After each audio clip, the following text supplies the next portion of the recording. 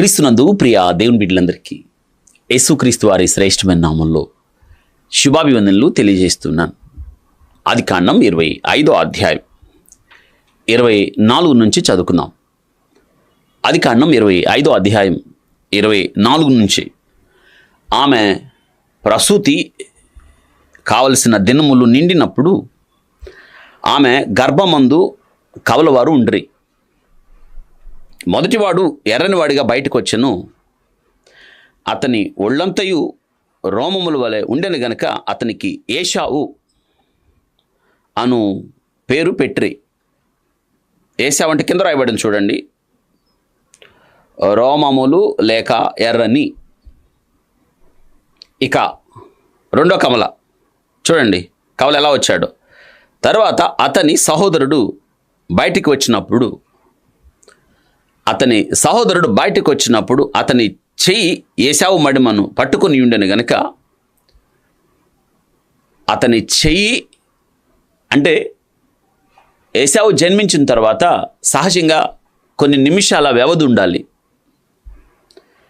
మొదటి ప్రసవానికి రెండవ ప్రసవానికి ఇక్కడ వ్యవధి లేదు. వెంటనే ఏశావు తల్లి గర్భము నుండి బయటకు వచ్చిన తర్వాత జన్మించటం, తల్లి గర్భం నుండి బిడ్డ బయటికి రావడం అనేది ఆ ప్రక్రియ. తల బయటకు వచ్చినప్పుడు ఆ తల నేలకేసి కిందకు చూస్తాడు. వీపు భాగం పైకి ఉండాలి. సహజ జననం ఇలాగా ప్రసూతి జరిగేటప్పుడు. అందుకే ఒక గొప్ప భక్తుడు చెప్పిన మాట నాకు జ్ఞాపకం వస్తూ ఉంది. చాలా అద్భుతమైన, గుర్తించుకోదగిన శ్రేష్టమైన మాట అది.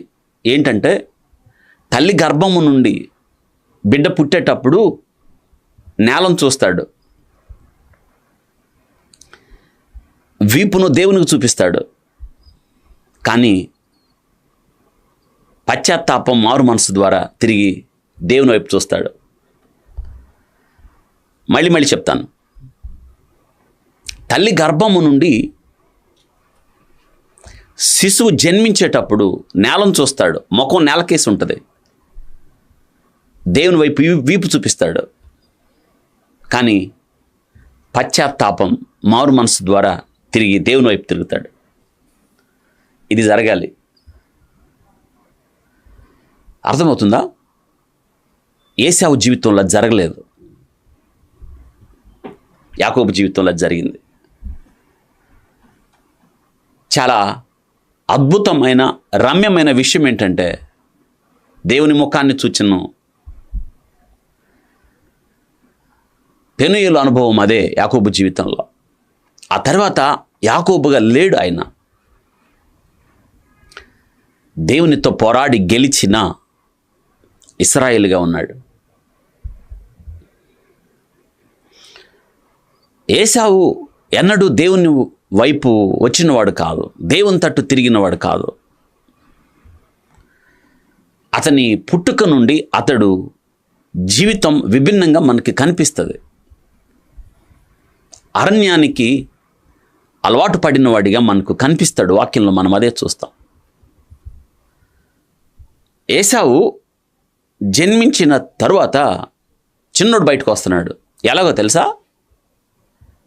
చేయి పట్టుకొనే ఉన్నాడు, చేయితో మడిమను పట్టుకొని ఉన్నాడు. ఎప్పుటి పెనుగులాట, ఎన్ని నెలల పెనుగులాట ఇది.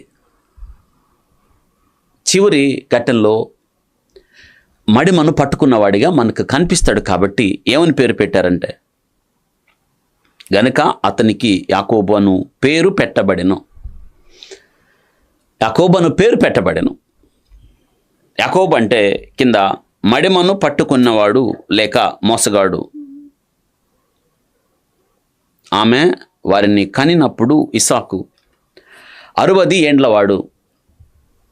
కనినప్పుడు 60 ఏండ్లవాడు అని రాయబడ్డది. ఆ చిన్నవారు ఎదిగినప్పుడు ఏశావు వేటాడుటయందు నేర్పరి అయి పెద్దవాళ్ళు అయ్యారు. అందులో పెద్దవాడు ఏశావు, మొదట బయటకు వచ్చినవాడు. వేటాడుటయందు నేర్పరి. ఇంకొక మాట ఉంది, అరణ్యవాసిగా ఉండెను. వేటాడుటయందు నేర్పరిగా అరణ్యవాసిగా ఉండెను. యాకోబు సాధువై గుడారములో నివసించుచుండెను. ఇక్కడ ప్రత్యేకమైన విషయాలు మనం ధ్యానం చేయాలి. 2 స్వభావాలు వీరికి కనిపిస్తున్నాయి ఇక్కడ. వారు ఎదిగినప్పుడు అనే మాట గమనించారా? ఆ చిన్నవారు ఎదిగినప్పుడు, ఎదుగుదల ముఖ్యం కదా. ఎదుగుదల, ఆ చిన్నవాడు ఎదిగినప్పుడు అనే మాట పరిశుద్ధ గ్రంథంలో మనం చూస్తాం. యేసు క్రీస్తు ఎదుగుచున్నప్పుడు, ఎదిగినప్పుడు అనే మాట. బాప్తీసమిచ్చి యోహాను ఎదిగినప్పుడు, అబ్రహాముకి కుమారుడైన ఇస్సాకు జన్మించిన తర్వాత ఆ చిన్నవాడు ఎదిగి పాలు విడిచెను. ఎదిగిన తర్వాత పాలు విడిచెను. అబ్రహాము ఇస్సాకు పాలు విడిచిన దినమందు గొప్ప విందు చేశానని రాయబడి. ఎదుగుదల ముఖ్యం. ఎదుగుదల జీవము యొక్క లక్షణం. ఇప్పుడు బిడ్డలు ఎదుగుదల సరిగా లేదనుకోండి, ఏం చేస్తారు? కంగారేగా తల్లిదండ్రులకి. బిడ్డ పుట్టినప్పుడు మైల్ స్టోన్స్ ఉంటాయి. 3 నెలలకి, 6 నెలలకి, 9 నెలలకి. బిడ్డ ఎదుగుదల ఆరోగ్య లక్షణం. బిడ్డ ఎదుగుదల జీవము యొక్క లక్షణం. బిడ్డ ఎదుగుదల తల్లిదండ్రులకు సంతోషం. ఆ బిడ్డలంట చిన్నవారు ఎదిగారు అని రాయబడ్డది. ఎదుగుదల. యేసుక్రీస్తు ప్రభువారు భూమి మీద జీవించిన కాలంలో ఆయన ఎదుగుదల చాలా అద్భుతమైంది. ఎలా ఎదిగాడో మనకు చక్కని పాఠం ఉంది. లూకా సువార్తలో మనం ఆ పాఠం ఎన్నడూ మరవకూడదు. మనం అనునిత్యం ఆ విషయాన్ని జ్ఞాపకం చేసుకోవాలి. లూకా సువార్త 2వ అధ్యాయం, లూకా సువార్త 2వ అధ్యాయం 52వ వచనం. యేసు జ్ఞానమందును వయస్సునందును దేవుని దయందును మనుషుల దయందును వర్ధిల్లుచుండెను అనే మాట. 51వ వచనం కూడా చదవడం మంచిది. అంతటా ఆయన వారితో కూడా బయలుదేరి నజరేతుకు వచ్చి వారికి లోబడి ఉండెను. యేసుక్రీస్తుకు 12 ఏళ్ళు అప్పుడు. వారు పస్కాను ఆచరించడానికి యెరూషలేముకి వెళ్ళి తిరిగి వచ్చిన సందర్భంలో మనకు తెలుసు ఆ ఘట్టం. యేసయ్య తిరిగి వారితో నజరేతుకు వచ్చాడు, వారికి లోబడి ఉండెను అనే మాట. బిడ్డలు తల్లిదండ్రులకు లోబడాలి. అన్ని విషయాలు లోబడాలి. లోబడకపోతే ఎలా? ప్రభు యొక్క శిక్షలో, ప్రభు యొక్క బోధలో మీ బిడ్డల్ని పెంచాలి అని వాక్యం రాయబడి. బిడ్డలు అనేది చాలా కీలకమైన విషయం. బిడ్డల పెంపకం అనేది చాలా కీలకమైన విషయం. బిడ్డల ఎదుగుదల గురించి తల్లిదండ్రులు శ్రద్ధ వహించాలి. అందులో కీలకమైన విషయం ఏమిటంటే, యేసు క్రీస్తు శరీరధారిగా ఉన్నప్పుడు ఆయనకి భూలోకంలో తల్లిదండ్రులు యోసేపు, మరియా వారికి లోబడి ఉండెను. మన బిడ్డలు లోబడుతున్నారా? ఆలోచించండి. చాలామంది తల్లిదండ్రులు వారి బిడ్డల గురించి బాధపడటం నాకు తెలుసు. రోజుకి ఎన్నెన్నో ఇటువంటి పరిస్థితులు గుండా వెళుతున్న తల్లిదండ్రుల దగ్గరకు వస్తూ ఉంటారు హాస్పిటల్కి. ఏం చేయాలో అర్థం కావట్లేదని. ఎక్కువ ఏంటో తెలుసా?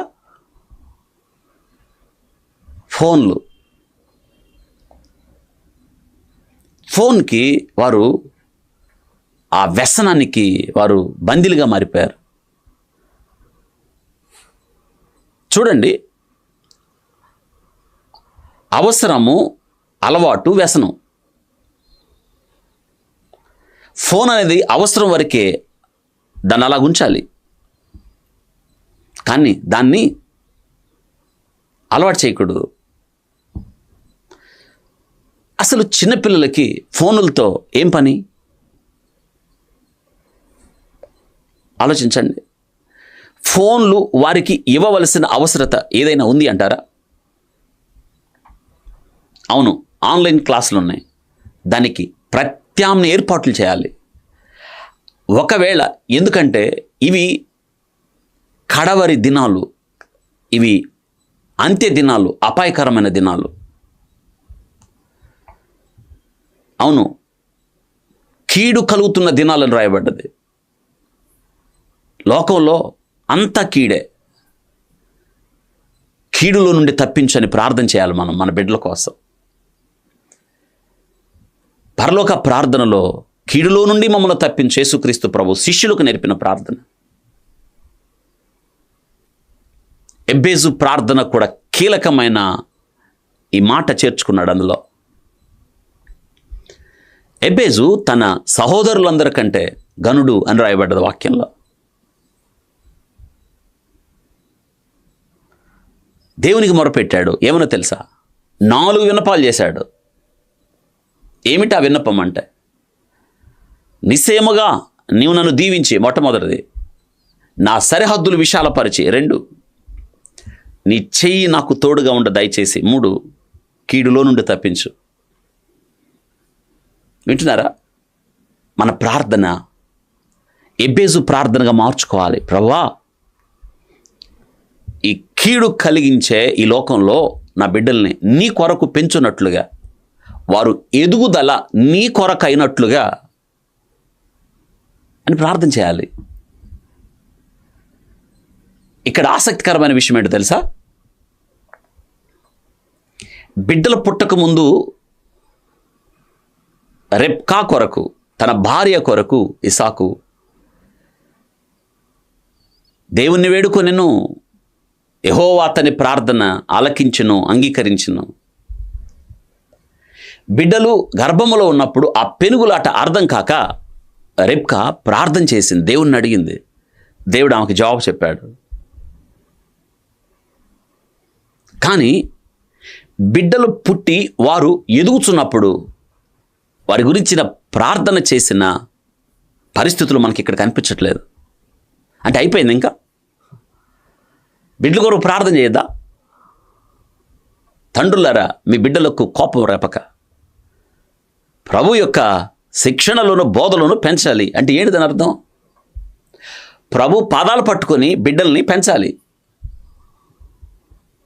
బిడ్డల పెంపకం అనేది ఏంటో తెలుసా? దేవుని చేతులు పట్టుకొని ఆయనతో కలిసి చేయాల్సిన గొప్ప పని ఇది. దేవునితో కలిసి చేయాల్సిన పని. తల్లిదండ్రులుగా ఉండడం, parenthood is nothing but partnership with God. ఇది చాలా ముఖ్యం.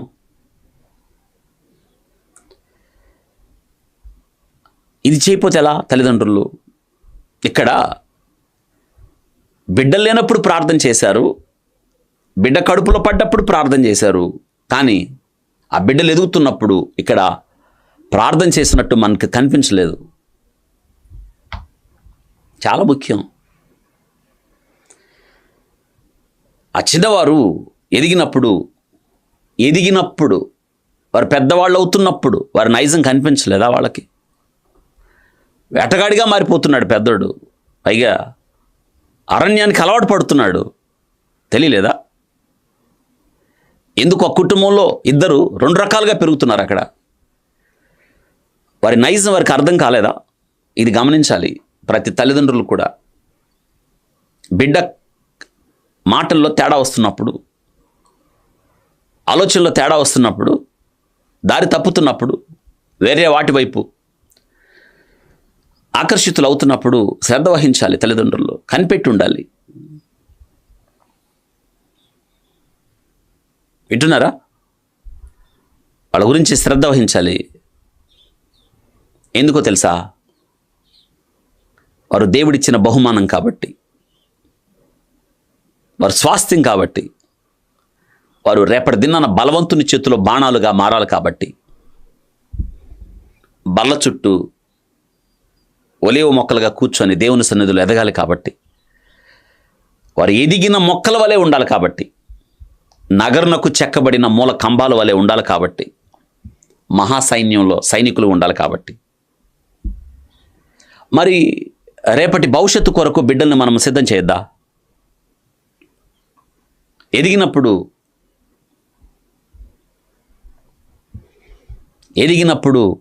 అనే మాట చాలా చాలా ప్రాముఖ్యమైనది. ఇసాకు పుట్టినప్పుడు, ఇసాకు ఎదిగినప్పుడు అనే మాట ఆదికాండం 21వ అధ్యాయంలో మనకు ఆ విషయం రాయబడింది. 21:8 ఆ పిల్లవాడు పెరిగి పాలు విడిచెను. ఇసాకు పాలు విడిచిన దినముందు అబ్రహాము గొప్ప విందు చేసెను. చూడండి, ఇక్కడ పెరిగి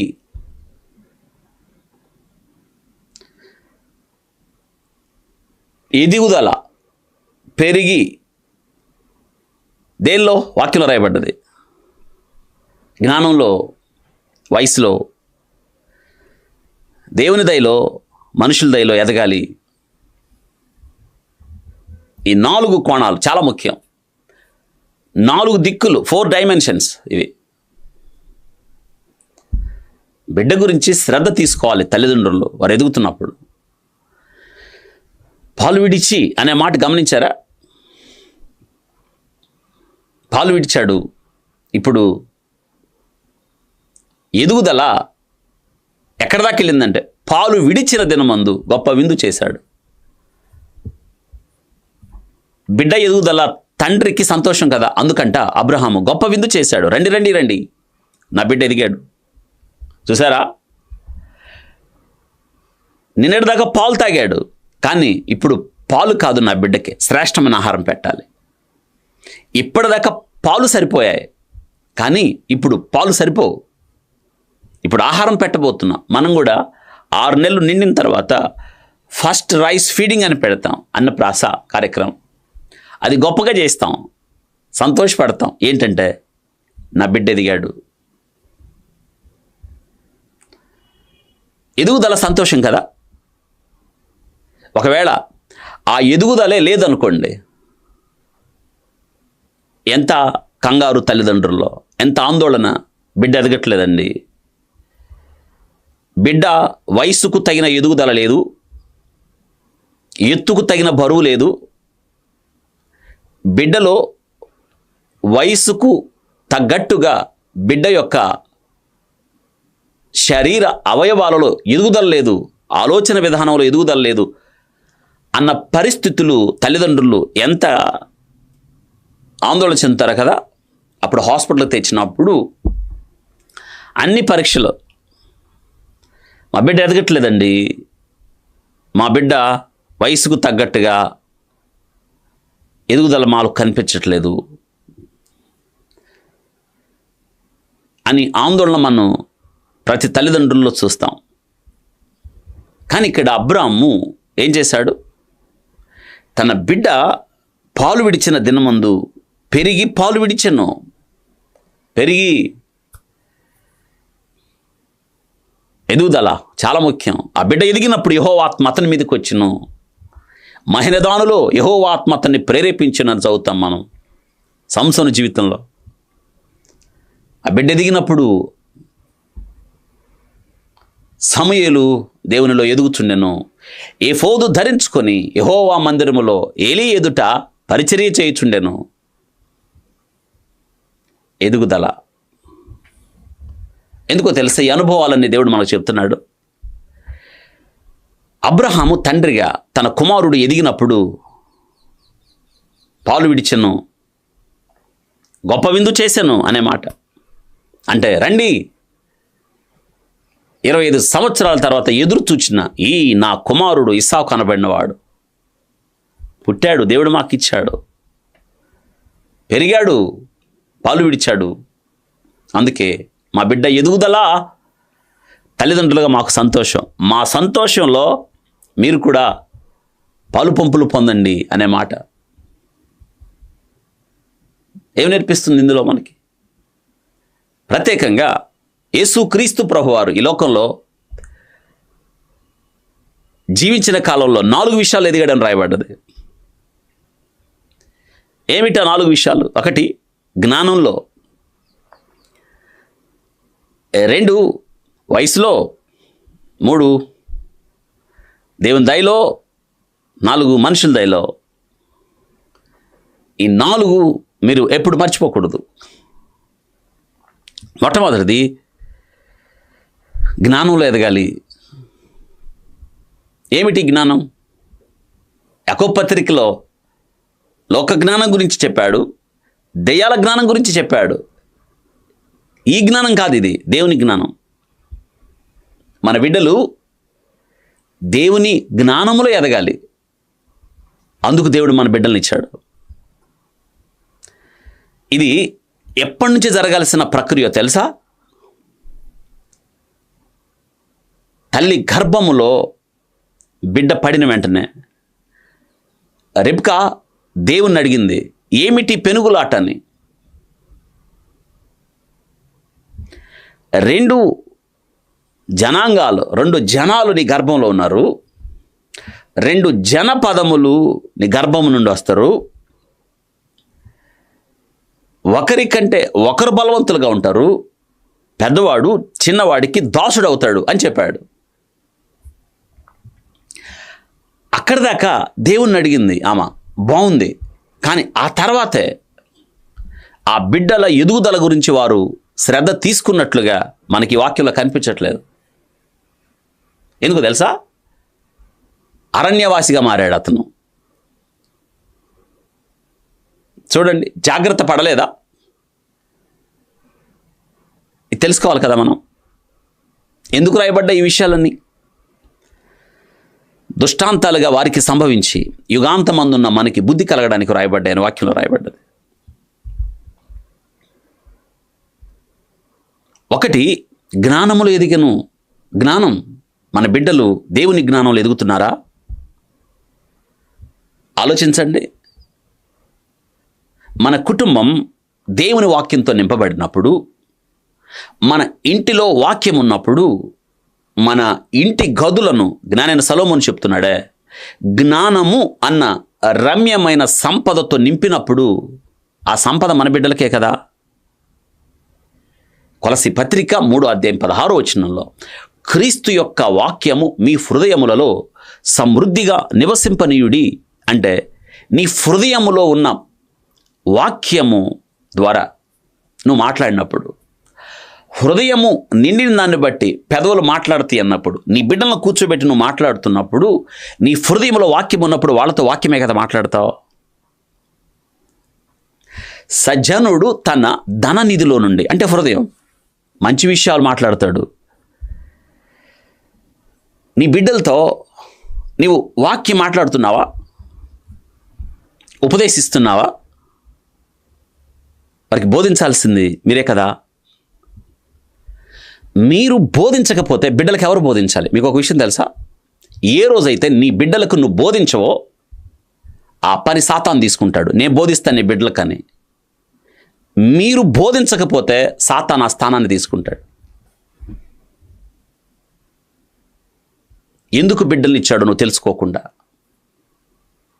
బిడ్డలు పుట్టక ముందేమో ప్రార్థన చేస్తావు, ప్రభా నన్ను జ్ఞాపకం చేసుకో, వాగ్దానాలు వల్లిస్తూ ప్రార్థన చేస్తారు. కానీ బిడ్డ పుట్టిన తర్వాత ఏమైంది ఆ ప్రార్థన జీవితం?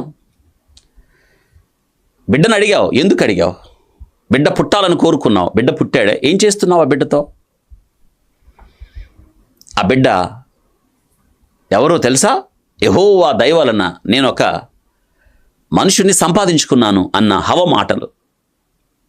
నాకు ఒక బిడ్డ పుట్టాడు అనలేదు. కయ్యూను పుట్టినప్పుడు యెహోవా దయ వలన నేను ఒక మనుషుణ్ణి సంపాదించుకున్నాను అన్న హవ మాటలు మనకు ఆసక్తి కలిగిస్తున్నాయి. యాకోబు కూడా 20 సంవత్సరాల తర్వాత పద్దనరాము నుండి తిరిగి వస్తున్నాడు. అన్న ఏషావు ఎదురవుతాడు, జ్ఞాపకం ఉంది కదా. ఏషావు అడుగుతాడు, వీళ్ళంతా ఎవరు అంటున్నాడు, నీ దాసునికి దేవుడని యెహోవా ఇచ్చిన పిల్లలు వీళ్ళంతా. దేవుడిస్తాడు.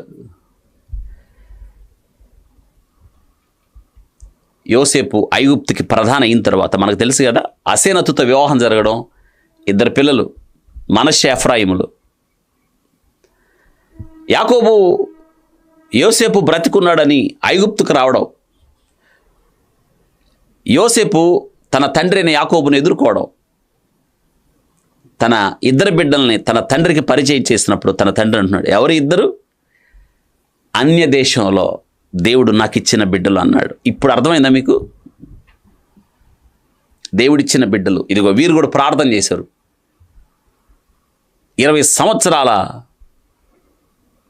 ఫలరహిత వారి జీవితాలు, గొడ్రాలుగా ఉన్న రెబ్కా జీవితం 20 సంవత్సరాల తర్వాత దేవుడు వారిని జ్ఞాపకం చేసుకున్నాడు. వారి ప్రార్థన విన్నాడు. ఇప్పుడు ఆ రోజు వారికి ఉన్న ఆసక్తి ఏమైంది? బిడ్డలకు కావాలి అన్న ఆ కోరిక ఆగిపోయిందా? ఎందుకు? వారు ఏం చేయడానికి? చూడండి, ఇక్కడ ఆ కుటుంబం యొక్క పరిస్థితులు మనం తెలుసుకోవాలి. ఇవన్నీ ఎందుకు రాయబడ్డాయి తెలుసా? నేటి దినాన్ని మన కుటుంబాల్లో జరుగుతున్న సంగతులు రాయబడ్డాయి. దేవుడు దుఃఖపడ్డా? బిడ్డలకు కావాలని ఏడ్చావు, నీ కన్నిటిని తుడిచాడు, బిడ్డల్ని ఇచ్చాడు. ఇప్పుడు ఆ బిడ్డలతో నువ్వేం చేస్తున్నావు? వారి గురించి శ్రద్ధ వహించద్దా? వారు జ్ఞానములో ఎదుగునట్టుగా వారి గురించి శ్రద్ధ తీసుకోవద్దా? జ్ఞానంలో ఎదగాలి. మన బిడ్డలను దేవుని యొక్క జ్ఞానంలో పెంచాలి. లోక జ్ఞానంలో కాదు, దయ్యాల జ్ఞానంలో కాదు. ఏమిటి దాని అర్థం? తండ్రులారా, మీ పిల్లలను ప్రభు యొక్క శిక్షణలోను, ప్రభు యొక్క బోధలోను పెంచుడని రాయబడ్డది. శిక్షణలోను బోధలోను పెంచాలి. బాలుడు నడవవలసిన త్రోవను వానికి నేర్పుము, వృద్ధుడైనను తొలగిపోడు అనే మాట. వారి వ్యక్తిత్వంలో ఎందుకు తేడాలు వచ్చాయో మనం తెలుసుకోవాలి. ఇప్పుడు మనం ఈ వాక్యాన్ని వింటున్నప్పుడు మనం శ్రద్ధ వహించాలి, జాగ్రత్త తీసుకోవాలి. ఒకవేళ మనకిది సంభవిస్తే మన సంగతి ఏంటి అన్నది మనం ఆలోచించుకోవాలి. వింటున్నారా? It is easy to bend a boy rather than to bend a man. It is easy to bend. తెలుగులో మొక్కై వంగనేది మానయ్యంగున అంటే బాలుని వంచడం తేలిక. వాడు పెద్దోడైన తర్వాత వంగడు, విరిగిపోతాడు. వంచడం కష్టం. ఒకవేళ వంచాలి అంటే అక్కడ వాడి వంగడం ఉండదు, విరిగిపోవడం ఉంటుంది. విరిగిపోయిందని అతికించగలమా? అందుకు బాలుడు నడవలసిన త్రోవను వానికి నేర్పుము, వృద్ధుడైనను దాని నుండి తొలగిపోడని వాక్యంలో రాయబడ్డది. జ్ఞానంలో పెంచాలి. మొట్టమొదట జ్ఞానంలో ఎదగాలి మన బిడ్డలో. ఏమిటి ఆ జ్ఞానం? దేవుని జ్ఞానం. ఎలా వస్తుంది? ఇంట్లో దేవుని వాక్యంతో నింపబడాలి మన ఇల్లు. బాల్యం నుండి నేర్పాలి. బాలు నడవలసిన త్రోవను నేర్పాలి. మూఢత్వం బాలుని హృదయంలో మూఢత్వం పుడుతుంది. శిక్షాదండము వాడిని సరిచేయను అనే మాట. వాడు పుట్టుకు తోడనే అబద్ధాలు ఆడుచూ తప్పిపోతున్నాడు. అందుకే శిక్షాదండము. ఏమిటా శిక్ష? బెత్తం. నీ బిడ్డలను బాలులను శిక్షించటం మానుకోవద్దు. అలా నువ్వు శిక్షించడం ద్వారా పాతాళమునకు పోకుండా కాపాడదామని రాయబడేది. ఏమిటి శిక్షాదండం? 2 రకాలుగా జ్ఞాపకం చేస్తున్నాను. బెత్తం వాడాలి, ఇదే శిక్ష. బాలుణ్ణి క్రమశిక్షణ కొరకు మనం బెత్తంతో కొట్టాలి. చాలామంది తల్లిదండ్రులు బిడ్డల మీద కోప్పడరు, శిక్షించరు. అందుకే దారి తప్పిపోతారు. లేక పుట్టాడని గారాబం చేస్తావు, దుర్మార్గంగా తయారవుతాడు. వాడు పాతాళంలో పోవటమే కాదు, నిన్ను కూడా తీసుకుపోతాడు. జాగ్రత్త. నువ్వు బెత్తం వాడాలి. లేక పుట్టిందంటే దేవుడిస్తే కదా. మనం కోప్పడం. ఎవరన్నా కోప్పడితే ఊరుకోం. చివరికి స్కూల్లో టీచర్ కొట్టినా యుద్ధం ప్రకటిస్తాం. 10 మందిని పట్టుకుపోతాం స్కూల్ మీద గొడవకి. నువ్వు వారికి భయం చెప్పావు. స్కూల్లో భయం చెప్తే నీవు స్కూల్ మీద గొడవకి వెళ్తే ఎలా? నీ బిడ్డకు వారికి కక్షలు ఉన్నాయా? మేలు కొరకే కదా, బిడ్డ బాగు కొరకే కదా, ఊరికే శిక్షిస్తారా, కొడతారా? నేటి దినాన పరిస్థితులు మారిపోయాయి, లోకం తీరు మారిపోయింది, ప్రశ్నించే తల్లిదండ్రులు ఎక్కువైపోయారు. స్కూలుకు పంపేంగానే కొట్టమంటారా మీ బిడ్డనంటే? ఊరికే కొడతారా? ఎందుకు ఆలోచించట్లేదు? ఆలోచించండి ఒకసారి మీరు. బిడ్డను శిక్షించాలి. ఎదుగుదలలో కీలకమైన భాగం ఏంటో తెలుసా? బిడ్డను శిక్షిస్తూ వారిని ప్రభు యొక్క జ్ఞానంలో పెంచాలి. తండ్రి శిక్షించని కుమారులు ఎవరు అని వాక్యంలో రాయబడ్డది. శిక్షించకపోతే నువ్వు దుర్బీజుడివే కానీ కుమారుడు ఎలా అవుతావు? తండ్రి తను ప్రేమించిన వారిని శిక్షిస్తాడు అని రాయబడ్డ. నిజంగా నీ బిడ్డల్ని వారి ఎదుగుదలను నువ్వు కాంక్షిస్తే, నీ బిడ్డలను నువ్వు ప్రేమిస్తే వారిని శిక్షించాలండి. తప్పు చేసినప్పుడు శిక్షించాలి, అబద్ధం ఆడినప్పుడు శిక్షించాలి, దారి తప్పినప్పుడు శిక్షించాలి, వాడి గురించి కాని మాటలు వింటున్నప్పుడు, వాడి ప్రవర్తన సరి లేనప్పుడు శిక్షించాలి. అంతేగాని మనం ఏం చేస్తాం తెలుసా? మన బిడ్డలు చేసేది అంతా మంచిది, కానీ ఎదుటి బిడ్డలు చేసేది మాత్రం మంచిది కాదు. ఎవరైనా నీ బిడ్డ గురించి చెప్పారనుకోండి, నీ బిడ్డ ప్రవర్తన సరిగా లేదు జాగ్రత్తగా అంటే కోపం పెంచుకుంటావు, వారితో వివాదం పెంచుకుంటావు. మనసులో బయటకు అనకపోయినా నువ్వు అనుకుంటా వేరే వాడికి చెబుతావు వాళ్ళ బిడ్డలు బాగున్నారా అని. ఎందుకు దాన్ని మీరు మనస్కరించట్లేదు? మన బిడ్డలు సరిగా లేదు అన్నప్పుడు సరిచేసుకోవడం మంచిది కదా. మన బిడ్డల మేలు కొరకే కదా వాళ్ళు చెప్తున్నారు. ఈరోజు శిక్షించకపోతే మనం జీవితాంతం శిక్షణ అనుభవించాల్సి వస్తుంది. వారు ఎదిగారు అని రాయబడ్డది. ఒకడు అరణ్యానికి వెళ్ళిపోతున్నాడు, ఇంకొకడు గుడారంలోకి వెళ్తున్నాడు. ఇదే వాక్యంలో మనం చూస్తున్నాం. ఏమో తెలియదు, వారి గురించి ఏం శ్రద్ధ తీసుకున్నారో మనకి వాక్యంలో రాయబడలేదు. కానీ అయితే వారు తీసుకున్న శ్రద్ధ మాత్రం చాలలేదు వాళ్ళకి. ఆ కుటుంబ పరిస్థితులు మనకి ఒక చక్కని హెచ్చరిక. ఇస్సాకు, రిబ్కా 20 సంవత్సరాల తర్వాత వారికి పుట్టిన ఇద్దరు, ఆ కుటుంబం యొక్క పరిస్థితులు మనకొక హెచ్చరిక, దిద్దుబాటు, సరిచేసుకోవడం. ఒకవేళ ఇటువంటి నా కుటుంబంలో ఏమైనా జరుగుతున్నాయేమో అని సరిచేసుకోవడం మంచిది కదా.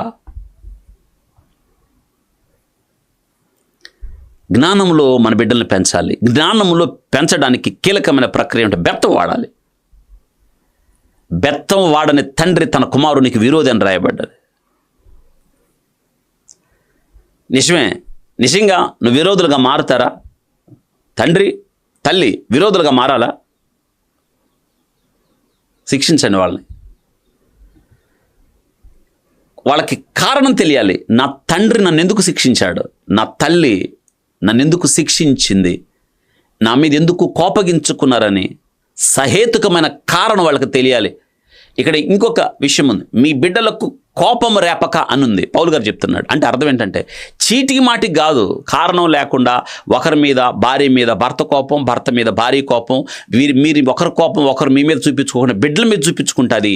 సహేతుకమైన కారణం కాదు, ఇది కాదు. అలా చేయకూడదు. మళ్ళీ కుటుంబం మరింత దిగజారిపోద్ది. భక్తి కలిగిన వాతావరణం అంటే భర్త స్థానం భర్తది, భార్య స్థానం భార్యది. వారి స్థానాలలో వారు ఉన్నప్పుడు బిడ్డల స్థానంలో బిడ్డలు ఉంటారు. ఇది క్రీస్తు కేంద్రిత కుటుంబం. వింటున్నారా? ట్రయాంగిల్, త్రిభుజం ఉంటుంది. ట్రయాంగిల్ 3 కోణాలు ఉంటాయి. పై కోణంలో దేవుడు ఉంటే, ఇంకా 2 కోణాల్లో ఒక కోణంలో భర్త ఉంటే, ఇంకో కోణంలో భార్య ఉంటారు. పై కోణంలో దేవుడు ఉండాలి. ఆయన హెడ్ కదా, గృహానికి అధిపతి కదా. Christ is the head of this house. యేసుక్రీస్తు ఈ గృహానికి అధిపతి. అధిపతిగా ఉన్నాడా? బయట బోర్డు వరకే పరిమితం చేశారు ఆయన. ఒక కోణంలో కుడివైపు తండ్రి ఉండాలి, భర్త, ఎడమవైపు భార్య ఉండాలి. సంబంధం చూడండి. మళ్ళీ పైన దేవుడు, కుడివైపు భర్త, ఎడమవైపు భార్య అనుకుందాం. దేవునికి భర్తకు సంబంధం అదే కదా, దేవునికి భార్యకి సంబంధం. ఇప్పుడు భర్తకి భార్యకి సంబంధం. ఈ సంబంధం చూడండి ఎలా ఉందో, అలా ఉండాలి. పిల్లలు ఎక్కడ ఉండాలి? మధ్యలో ఉండాలి. ఆ త్రిభుజానికి మధ్యలో ఉండాలి. ఇంకెక్కడ బయటికి తప్పించుకుపోవడానికి బిడ్డలకి ఎక్కడ అవకాశం ఉంది? ఇక్కడ గమనించండి.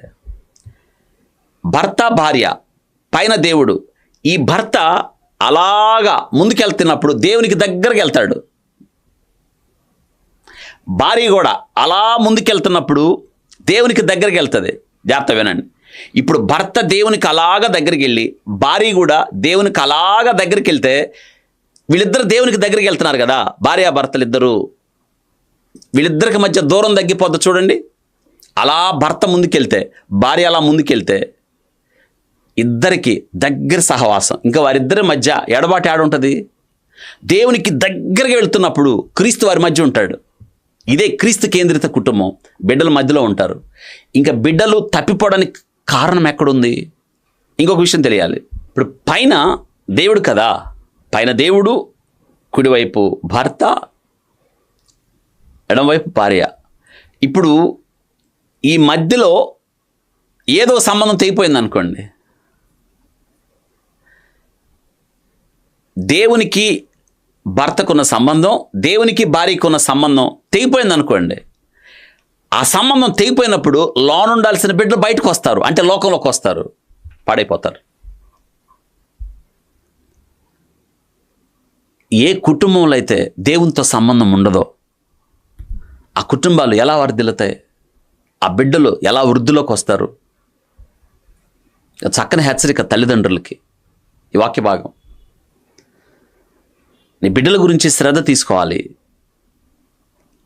జ్ఞానంలో ఎదగాలి వాళ్ళు. మంచి స్కూల్లో చేరుస్తాం, కానీ నా బిడ్డ సండే స్కూల్లో వాక్యం నేర్చుకుంటున్నాడని ఆలోచించవు. స్కూల్లో చదువుతున్నాడా లేదా? టీచర్ దగ్గరికి వెళ్తావు. మార్కులు రాకపోతే టీచర్ దగ్గరికి పోతావు. సరిగ్గా చదవకపోతే టీచర్ దగ్గరికి పోతావు. పైగా స్కూల్లో సాయంత్రం బిడ్డ రాగానే హోంవర్క్ ఏమి ఇచ్చారని పుస్తకం తెరిచి చూస్తావు. దగ్గరుండి హోంవర్క్ అంతా చేయిస్తావు. అంత శ్రద్ధ తీసుకుంటావు స్కూల్లో చేర్పించి. మంచిదే, బిడ్డకు మంచి విద్య నేర్పడం మంచి విషయమే. కానీ మరి దేవుని విద్య సంగతి ఏంటి? బిలాము చెప్పాడే, మహోన్నతుని విద్య నెరిగిన వాని వార్త అన్నాడు. ఏది ఆ మహోన్నతుని విద్య? ఏది బిడ్డల్లో? మీ బిడ్డలకు దేవుని జ్ఞానాన్ని అందిస్తున్నారా? మంచి సండే స్కూల్కి పంపిస్తున్నారా? అసలు సండే స్కూల్కి వెళ్ళి అలవాటు ఉందా? శ్రద్ధ వహిస్తున్నారా? తెలియదు చాలామందికి. సాకులు వెతుకుతున్నారా? మాకు సండే స్కూల్ లేదండి. నువ్వెందుకు చెప్పలేదు? ఎందుకు లేదు సండే స్కూల్? ఉంది. వెతికి మీ బిడ్డలకు మంచి సండే స్కూల్కి పంపండి. ఒకవేళ మీరు వెళుతున్న సంఘంలో సండే స్కూల్ లేదనుకోండి, ఏమవుతుంది? వేరే సంఘం అయితే బిడ్డలకు విద్యే కదా, పంపించండి, దగ్గరుండి నేర్పించండి. గోళ్ళ కట్టుకుని కూర్చున్నావు, నీ బిడ్డలు పాడైపోతున్నారు. దేవుని జ్ఞానం లేకుండా నశించిపోతున్నారు. వాళ్ళకి అక్కరకు వచ్చేది జీవితానికి వృద్ధినిచ్చేది, లోకం యొక్క పాపములో వారు పడకుండా వారిని కాపాడేది దేవుని యొక్క వాక్యమే కదా. లోకంలో మునిగిపోకుండా దేవుని యొక్క వాక్యం వారిని లంగరు వలె నిలబెడుతుంది. నేర్పాలి. ప్రభు యొక్క శిక్షల బోధలు నేర్పండి అన్నమాట. చిన్నతనంలో దేవుని వాక్యం నేర్చుకున్న జీవితాలు నిజంగా ఎంత రమ్యమైన జీవితాలు. నేనేమంటానంటే, తల్లిదండ్రులు స్ఫూర్తిగా నిలవాలి. వాక్యం యొక్క విలువలు తల్లిదండ్రుల్లో చూడాలి. వాక్యం చదువుతున్నందుకు నా తండ్రి ఇలా ఉన్నాడు, వాక్యం చదువుతున్నందుకు నా తల్లి ఇలా ఉందని బిడ్డలకు నువ్వు చెప్పడం కాదు, నిన్ను చూసి నేర్చుకోవాలి. మీరు మాదిరిగా ఉంచాలి. బాలుడు నడవలసిన త్రోవ వానికి నేర్పుము. నడవలసిన త్రోవ అంటే ఆ త్రోవ ఏంటో తల్లిదండ్రులుగా నువ్వు తెలుసుకోవాలి. హోంవర్క్ చేసావా అని అడిగావు, సండే స్కూల్లో ఏం చెప్పారని అడిగారా?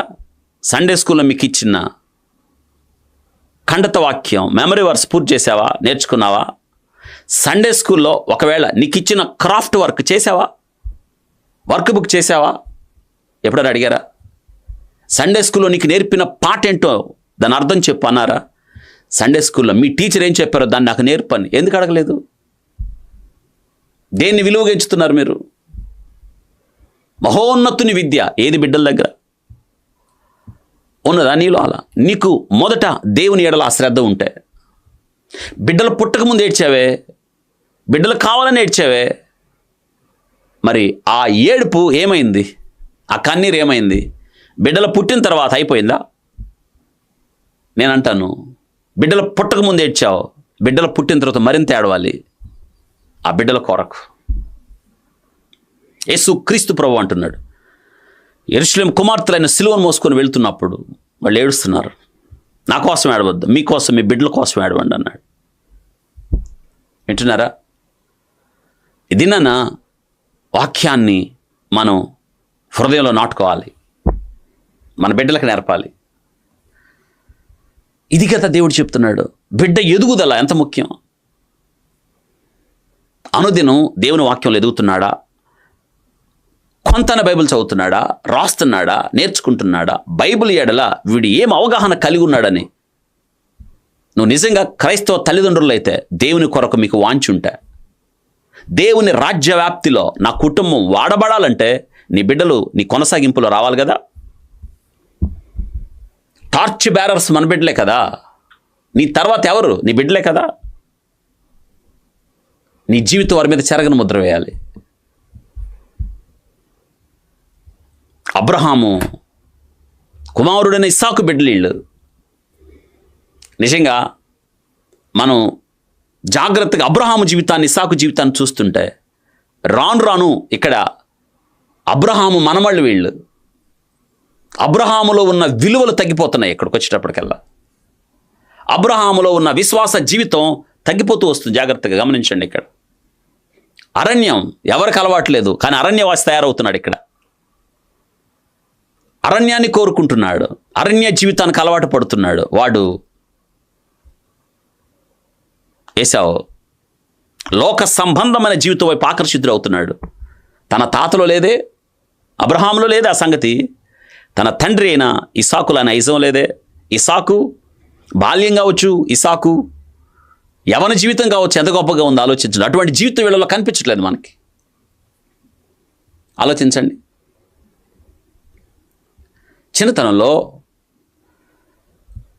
వాక్యం చదవడం అనేది నా వ్యక్తిగత జీవితంలో నాకు వ్యసనంగా మారింది.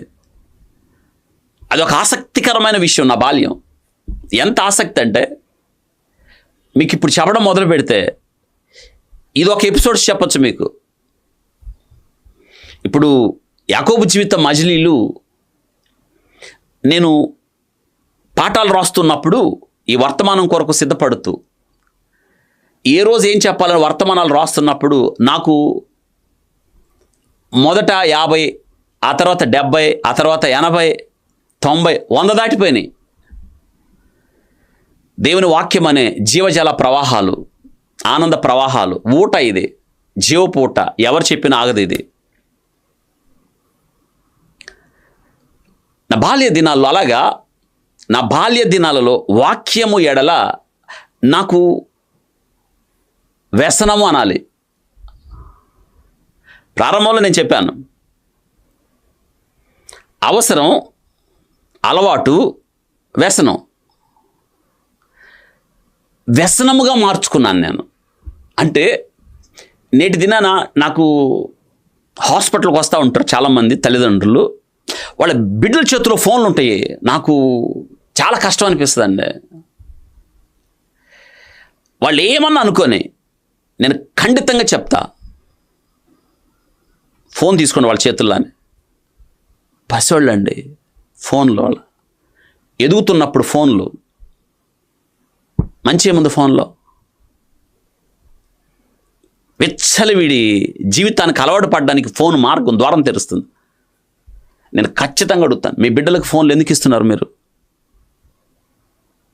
సమాధానం ఉన్నది వాళ్ళ దగ్గర. ఫోన్ బిడ్డ చేతిలో ఉంటే నరక ద్వారంలో దగ్గర ఉన్నారని అర్థం, పాతాళానికి దగ్గర ఉన్నారు వాళ్ళు. జాగ్రత్త. వారిని అపవిత్రపరిచే దాని నుంచి దూరపరచాలి కదా, వారి గురించి శ్రద్ధ తీసుకోవాలి కదా. మా అమ్మ మా నాన్న వారింట్లో ఉంటే వాళ్ళ చేతిలో బైబిల్ ఉండేది. ముఖ్యంగా మా నాన్న, ఆయన ఎప్పుడు పడుకునేవాడో నాకు తెలియదు, ఎప్పుడు చదువుతూ ఉండేవాడు. ఒకరోజు నేను ఉదయాన్నే 4:30కి 9th క్లాస్లో ట్యూషన్కి వెళ్తున్నాను. నేను 4:30 కరెక్ట్గా 4:30కి వెళ్ళాలి, 4:30కి 5ంటికి ట్యూషన్. నేను మా అమ్మ నన్ను నిద్ర లేపాను, లేరా ట్యూషన్కి వెళ్దు అని. నేను మా నాన్న బైబిల్ చదువుకుంటున్నాడు, వచ్చి మా నాన్న నా బుక్స్ అక్కడ ఉన్నాయి. నేను చూసా, మా నాన్న యోహాను సువార్త 2వ అధ్యాయం చదువుతున్నాడు. నేను నా బుక్స్ తీసుకొని బ్యాగ్లో పెట్టుకొని ట్యూషన్కి వెళ్తుంటే నాకేం ఆలోచన వచ్చింది తెలుసా? మా నాన్న ఎన్నిసార్లు చదివి ఉంటాడు యోహాను సువార్త 2వ అధ్యాయం, ఎన్నిసార్లు చదివి ఉంటాడు, మళ్ళీ చదువుతున్నాడు దాన్ని. మా అమ్మ ఎప్పుడు బైబిల్ చదవడం కాదు, చదివే తట్టు, బలవంతంగా కాదు. మళ్ళీ వారిని చూచినప్పుడు నాకు అపేక్ష కలిగింది, దేవుడు కలిగించాడు. దేవుని వాక్యాన్ని మిక్కుటంగా ప్రేమించడానికి. తెలుసా, నా బాల్యంలో నేను అతిగా, ఎక్కువగా, వ్యసనంగా, దాన్ని ఏమంటారో ఇంకా, ఏదైనా నేను చదువుకున్నాను అంటే నా బాల్య దినాల్లో దేవుని వాక్యమే. ఇంకా ఆసక్తికరమైన విషయం ఏంటంటే, మెడిసిన్ చదివేటప్పుడు బైబిల్ తీసుకెళ్ళేవాడిని. నేను ఎనాటమీలో డెడ్ బాడీస్ మార్చరీ ఉంటుంది, డిసెక్షన్ చేస్తాం. ఆ డెడ్ బాడీస్ మార్చరీ దగ్గర డెడ్ బాడీ మా బ్యాచ్లో 8 మంది ఉండేవాళ్ళు.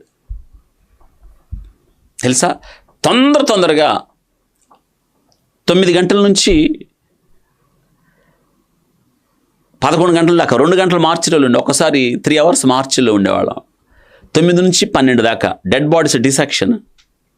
చాలా పెద్దది, చాలా డెడ్ బాడీస్ ఉంటాయి. 150 స్టూడెంట్స్ ఉండేవాళ్ళు మా బ్యాచ్లో.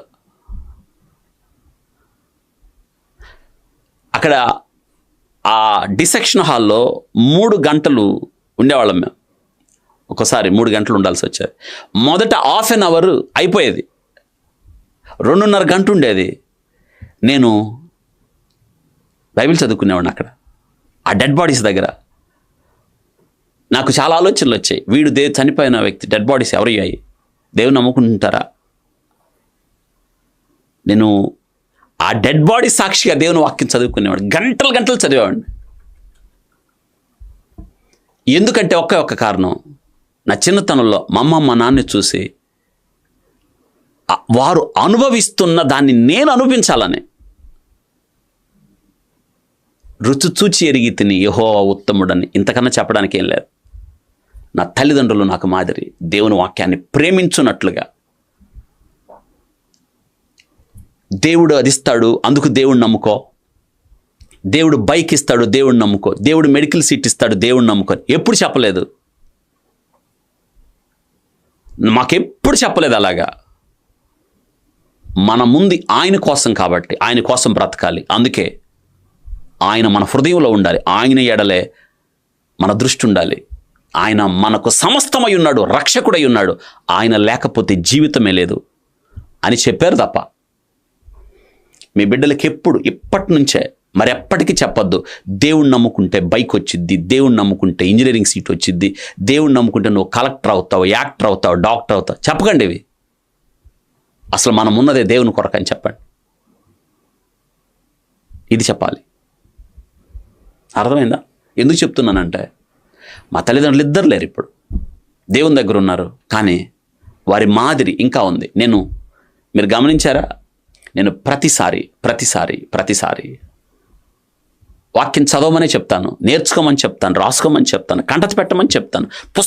పుస్తకాలు, వచనాలు కాదు, పుస్తకాలు మనం కంటత పెట్టేసేయాలి, చూడకుండా రాయాలి. మన బిడ్డలకు మనం ఇవ్వాల్సింది అదే. వింటున్నారా? రోజు అనుదిన జీవితంలో బైబిల్ చదవకుండా ముందుకు సాగలేం. ఈ బైబిల్ మనకు శక్తి, బైబిల్ మనకు ఆధారం. ఈ బైబిల్ మన జీవితాల్లో మనల్ని నిలబెట్టడం మాత్రమే కదా, అనేకులకు దీవెనగా మార్చడానికి.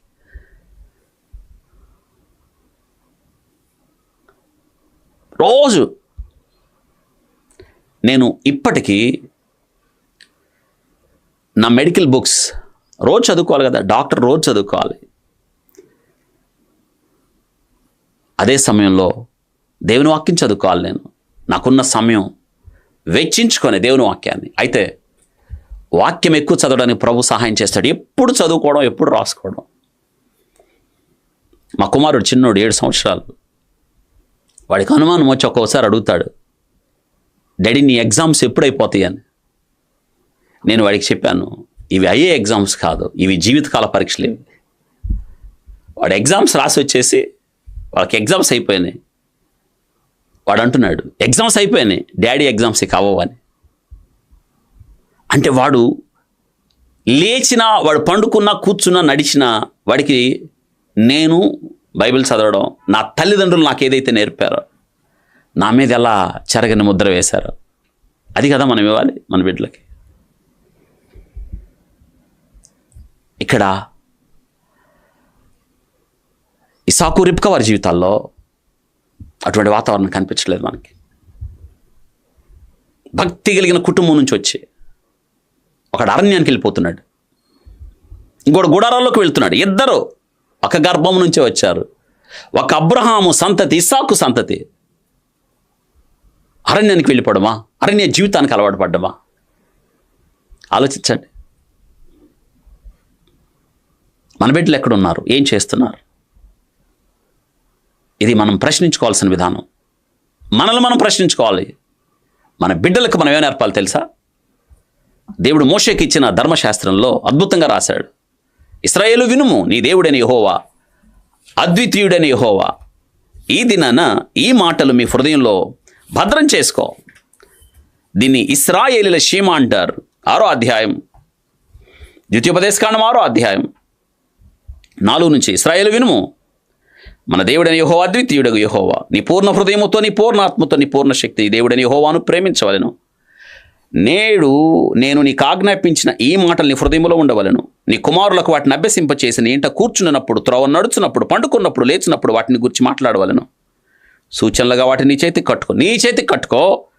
అవి నీ కనుల నడుమ బాసికము ఉండవలను. నీ ఇంటి ద్వారబంధముల మీద, నీ గౌను మీద వాటిని రాయవలను. బాసికాలుగా కట్టుకో. నీ చేతి పనులు బాసికాలు, నుదురు కనిపిస్తుంది అనగా నీ ముఖాన్ని చూసినప్పుడు వాక్యం గుర్తు రావాలి వాడికి. నీ ఆలోచనలో వాక్యం, బాసికములు. వింటున్నారా? చేతికి కట్టుకో. చేతి పని నీ ముఖాన్ని చూసినప్పుడు, ఇంటి ద్వారబంధాల మీద. వాడు పండుకున్నప్పుడు, లేచినప్పుడు, నిలిచినప్పుడు, నడిచినప్పుడు దేవుని వాక్యం గురించే మాట్లాడాలి. బిడ్డ ఎదుగుదలలో ముఖ్యమేది. నేర్పించాల్సింది నువ్వే కదా. నువ్వు నేర్పకపోతే నీ బిడ్డకి ఎవరు నేర్పుతారు? సాతాను నేర్పుతాడు. నువ్వు ఆ బాధ్యత తీసుకోకపోతే వాడు నీ దగ్గరికి వస్తాడు, ప్రత్యేకంగా వాడు నేర్పిస్తాడు. మరి నువ్వు నేర్పుతావా? నీ బిడ్డలను సాతానుకు అప్పగిస్తావన్నది చాలా ప్రాముఖ్యమైన ప్రశ్న. కాబట్టి మన బిడ్డలు దేవుని జ్ఞానంలో వారు ఎదుగునట్లు శ్రద్ధ తీసుకోవాలి. 2, వయస్సులో. ఇప్పుడు అబ్రహాము తన కుమారుడు ఎదిగినప్పుడు పాలు విడిచిన దినమందు ఎదిగిన తర్వాత పాలు విడిచాడు. పాలు విడిచిన దినమందు అబ్రహాము గొప్ప విందు చేశాడు. పాల గురించి ఒక మాట చెప్తాను. పరిశుద్ధ గ్రంథంలో పేతురు రాసిన మొదటి పత్రిక 2వ అధ్యాయం 3వ వచనం. కొత్తగా జన్మించిన శిశువులను పోలిన వారై నిర్మలమైన వాక్యమును పాల వలన, అండర్లైన్, నిర్మలమైన వాక్యమును పాల వలన రక్షణ విషయంలో ఎదుగు నిమిత్తం ఆ పాలను అపేక్షించుడి. ఎంత బాగుంది ఈ మాట. వాక్యాన్ని పాలతో పోల్చాడు. పాలు సమీకృత ఆహారం, పౌష్టిక ఆహారం, శ్రేష్టమైన ఆహారం. ఎదగాలి బిడ్డలు. వాక్యములో ఎదగాలంటే వాక్యం అనే పాలు ఇవ్వాలి. రక్షణలో మన బిడ్డలు ఎదగాలి. ఎదుగుతున్నారా? పాలు తాగిన తర్వాత మళ్ళీ బిడ్డలు ఎదగాలి. ఇప్పుడు పాలు విడిచాడు, రక్షణ విషయంలో ఎదుగుతున్నాడు. ఇంకా ఎదుగుదల ఇదిగో వయసులో, జ్ఞానములో, వయసులో. నా వలన నీకు దీర్ఘాయువు కలుగును, నువ్వు జీవించు సంవత్సరములు అధికములో ఉన్నావు అని వాక్యంలో రాయబడ్డది కదా. బిడ్డకు ఆయుష్ ఇచ్చే దేవుడే కదా. మరి దేవుని సన్నిధిలో మన బిడ్డలను పెంచుతున్నామా? శిలోహాలయంలో విడిచిపెట్టి వెళ్ళిపోయింది, దేవునికి అప్పగించి వెళ్ళిందామా? సమూయేలు గురించి ప్రార్థించటం హన్నా మానలేదు. అసలు సమూయేలు అంటే దేవుని వలన అడగబడినవాడు, అంటే ప్రార్థన ద్వారా, దేవుణ్ణి అడగడం ద్వారా పొందినవాడు. సమూయేలు గురించి ఆమె ప్రార్థన మానలేదు. పుట్టకముందు ప్రార్థన, సమూయేలు పుట్టిన తర్వాత దేవాలయంలో ఆమె మొక్కుకున్న మొక్కు తీర్చుతూ సమూయేలును దేవాలయంలో అప్పగించి ఆమె విడిచిపెట్టి వెళ్ళింది. ఏటేటా వచ్చినప్పుడు ఆమె సమూయేలు గురించి ప్రార్థన చేయటం మానింది అని అనుకుంటున్నారా? లేదు. సమూయేలు అంటేనే ప్రార్థన. ప్రార్థన ద్వారా పెంచబడ్డాడు, ప్రార్థనగా మారాడు. ప్రార్థన ఆయన జీవితం, ప్రార్థన ఆయన శ్వాస. నేను మీ నిమిత్తం ప్రార్థన చేయకపోతే పాపం అన్న గొప్ప మాటలు పలికినవాడు సమూయేలు. ఆయన ప్రార్థిస్తే ఉరుములు. ఎంత గొప్ప ఆధిక్యత! వయసులో దేవుని దయలో మన బిడ్డల్ని దేవుని దయ కొరకు అప్పగించాలి. చేస్తున్నామా? 128వ కీర్తన, 112వ కీర్తన మీరు చదవండి. దేవుని దయ. ఇక మన బిడ్డలు ఎదగాలి. మనుషుల దయ అంటే అర్థం ఏంటి? మనుషుల దయ ఎప్పుడైతే దేవుని దయ పొందుతాడో, దేవుని చెంత బిడ్డ పెంచబడతాడో, తద్వారా ఆ బిడ్డ మనుషుల దయలో కూడా, అనగా మనుషుల మెప్పును పొందువాడు కూడా. అంటే అర్థం ఏంటి? ఈ శ్రేష్టమైన సమయంలో ఒక మాట చెప్పాలి. మనుషుల దయ కూడా అవసరమే. యేసుక్రీస్తు ప్రభువారు ఈ లోకంలో జీవించినప్పుడు మనుషుల దయ అవసరమా? లేదు. కానీ మనుషులతో సత్సంబంధాలు, పొరుగువారి ఎడల ప్రేమ, ఒకరికొరకొకరు అన్నట్లుగా మన కుటుంబాలు ఇతరులతో ద్వేషభావాన్ని పెంచుకోకూడదు, కపటంగా ప్రవర్తించకూడదు. మన బిడ్డలు చూస్తారు. ఇతరుల ఎడల కూడా వారికి మంచి దృక్పథాన్ని అలవర్చాలి. మీకు ఒక విషయం చెప్తాను.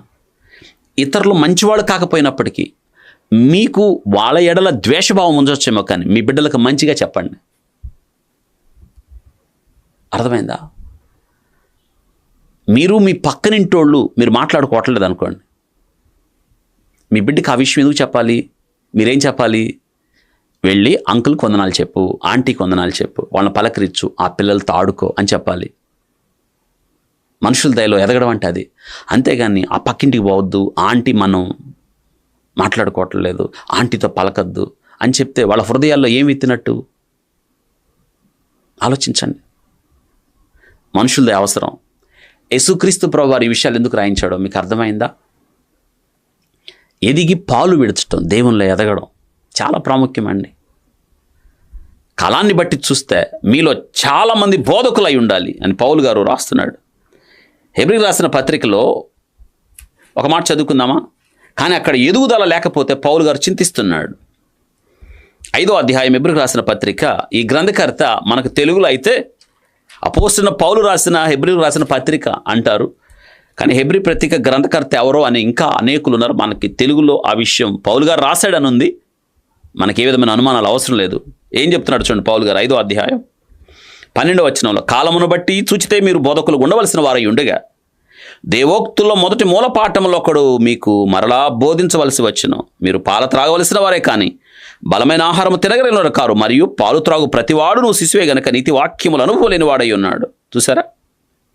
కాలాన్ని బట్టి చూస్తే మీలో అనేకులు బోధకులుగా ఉండాలి, కానీ మీరు పసిపిల్లలుగానే ఉన్నారు, పాలే తాగుతున్నారు. మీకు అన్నం పెట్టాలని వచ్చాను, కానీ మీకు వయసు చాలదు. అంటే ఎదుగుదల లేకపోవడాన్ని బట్టి పౌలు గారు దుఃఖపడుతున్నాడు. అర్థమైంది? ఎదుగుదల జీవం యొక్క లక్షణం. మన బిడ్డలు ఎదుగుదలలో శ్రద్ధ తీసుకోండి. జ్ఞానంలో, వయసులో, దేవుని దయలో, మనుషుల దయలో మన బిడ్డలు వర్ధిల్లాలి. దేవుడిచ్చిన బిడ్డల్ని దేవుని కొరకు పెంచాలి. లేకపోతే మన బిడ్డలు అరణ్యం అనే అనుభవంలో లోకంలో ఎదుగుతారు. అది మనకి నష్టం కలిగిస్తుంది కదా. బెత్తం వాడాలి, శిక్షించాలి, గద్దించాలి, ఖండించాలి, బుద్ధి చెప్పాలి, బిడ్డలకి మార్గాన్ని చూపించాలి. ఆ మార్గం ముందు మనం తెలుసుకోవాలి. ఆ మార్గంలో నడుచున్నట్లు వారికి నేర్పాలి. ప్రభు యొక్క శిక్షణలోను బోధలోను బిడ్డలను పెంచాలి. దేవుడి వాక్యమును మన కొరకు ఆస్వాదించునుగాక. ప్రార్థన చేసుకుందాం. పరిశుద్ధుడా స్తోత్ర, విత్తబడిన వాక్యం మా కొరకు దీవించండి. ప్రభువారు ఎదిగారు, కానీ ఒకడు అరణ్యానికి అలవాటు పడ్డాడు, ఒకడు గుడారంలోకి పోయాడు. అక్కడ కొన్ని లోపాలు మేము తెలుసుకోగలిగాం. ఆ లోపాలు ప్రభా మా కుటుంబాల్లో లేకుండా మేము సరి చేసుకోవడానికి సహాయం చేయండి. ప్రభా వాక్యం విన్నా మీ బిడ్డలు, చిన్నపిల్లలను కలిగిన తల్లిదండ్రులు ఎవరైనా ఉంటే ఇకనైనా ప్రభా వాక్యంలో బిడ్డలను పెంచడానికి, వారి ఆధ్యాత్మిక జీవితం కొరకు శ్రద్ధ తీసుకోవడానికి సహాయం చేయండి. విత్తబడిన ఈ వాక్యం మా కొరకు దీవించి ఆస్వాదించి మీరు మహిమ పొందమని, ఈ దినదీవులతో మీ బిడ్డలు నింపమని యేసు నామములు అడిగి వేడుకుంటున్నాం తండ్రి. Amen, amen. మన తండ్రి దేవుని ప్రేమ, కుమారుడైన యేసుక్రీస్తు వారి యొక్క కృప, పరిశుద్ధాత్మ అన్యోన్య సహవాసం, కాపుదల, నడిపింపు మనందరి సదాకాలం తోడై ఉండి నడిపించునుగాక. Amen, amen. God bless you.